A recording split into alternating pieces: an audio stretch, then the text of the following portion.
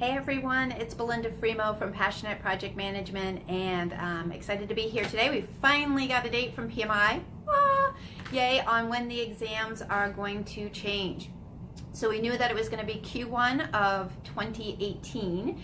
We just weren't sure when in Q1. That meant January, February, March. You know, a little scary. You know, is it going to be January? Is it like January 2nd type of thing? Is it the end of March? We figured as the time kind of went on a little bit that we were looking at probably later in Q1, and that is actually the fact. So the new exam will be changing on March 26th. That is for the PMP exam, and that is also for the new ACP, the Agile Certified Practitioner exam as well. So March 26th is the big day.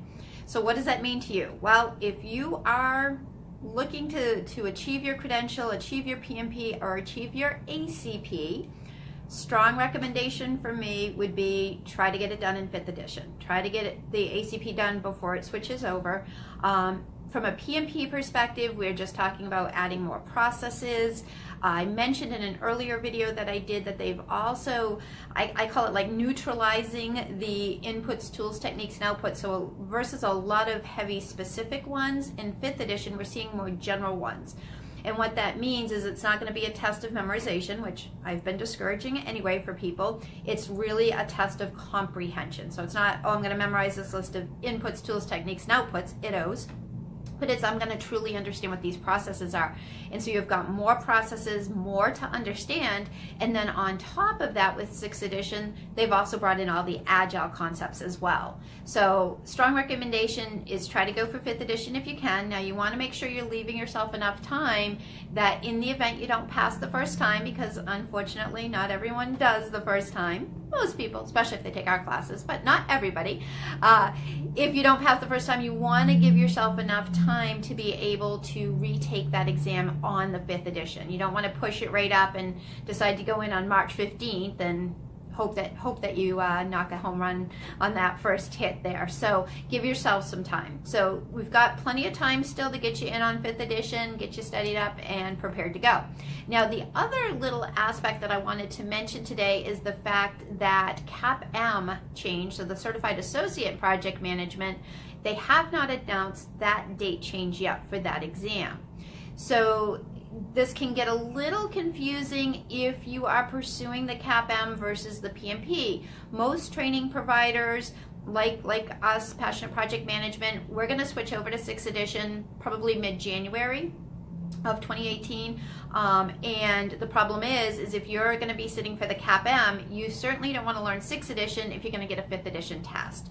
So if you are thinking of pursuing CapM, that would be something you're just going to want to keep an eye on. And again, even though your exam may not be changing as soon, if you are planning on taking any type of an exam prep course, I would recommend go ahead and getting it done.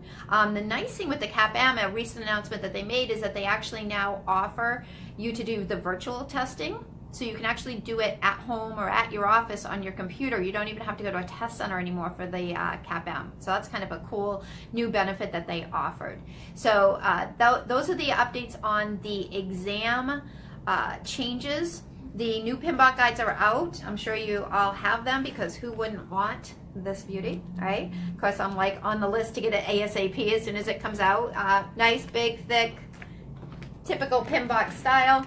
And then the bonus that we got this year was the Agile Practice Guide. So we now have an actual practice guide. So the ACP's been out for quite a while. I actually took my test with the pilot, and it was quite a few years ago. And we didn't have a practice guide. So you had this reference list of all these books to read to prepare for the ACP. And now they've at least supplemented with a practice guide for us. So kind of cool stuff there.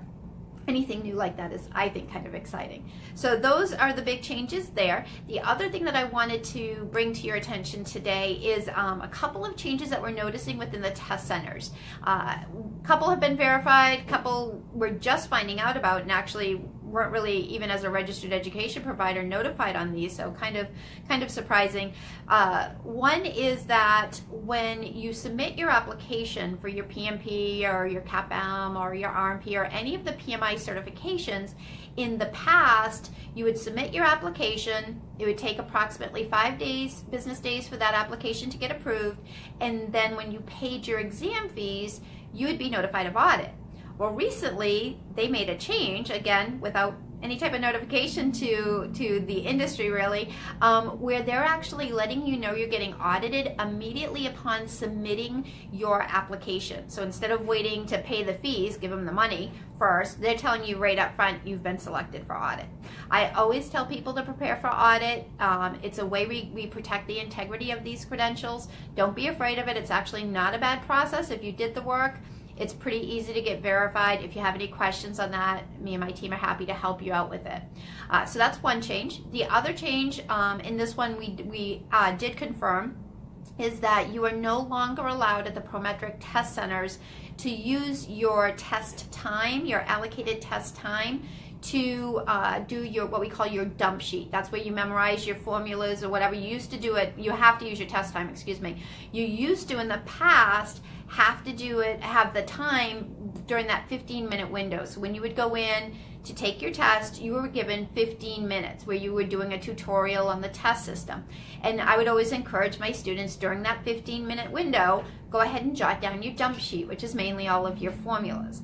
Well, they made a change and they said, nope, you can't use that 15-minute window anymore for your dump sheet. If you're going to do any writing, you cannot do that writing until your exam clock starts. Okay, so once your 4-hour for the PMP 4-hour window starts, then you do your dump sheet. So good to keep in mind. Obviously, you don't want a dump sheet that's going to take you any more than a couple of minutes to write because it's going to dig into your exam time. Plus, I would question the value if it's taking you that long to write it. You might have probably too much stuff on there. So you want to keep it simple, keep it streamlined. So that's another change. And then the third one we've been hearing about as well, for PMP specifically, we're having some folks let us know that they were not provided with a packet of paper. They were instead provided with a laminated sheet. So kind of a mock whiteboard if you want. Now again, this causes some concern specifically for the PMP folks because they typically will have a dump sheet. And so you're going to be writing down a bunch of formulas. Well, that's not necessarily going to leave you a lot of room for working through any critical path problems or math problems or things like that. I don't have a hard and fast yes, they've switched over to it. Majority of my students now are telling me no, they still got the packet. So hopefully that's still the case. I've had, like I say, a few isolated people say no, I actually was given the whiteboard or the laminated sheet. So just something to be aware of. Again, just focus on that dump sheet being as brief as possible.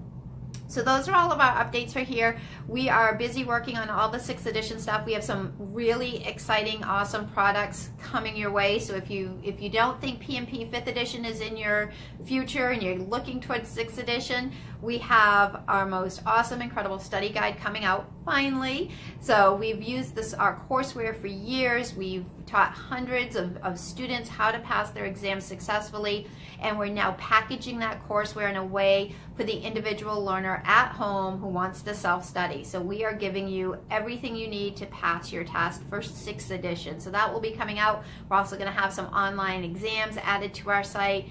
Lots of good stuff, podcast as well. So stay tuned and we will keep you updated. Thanks everyone. Have a great day.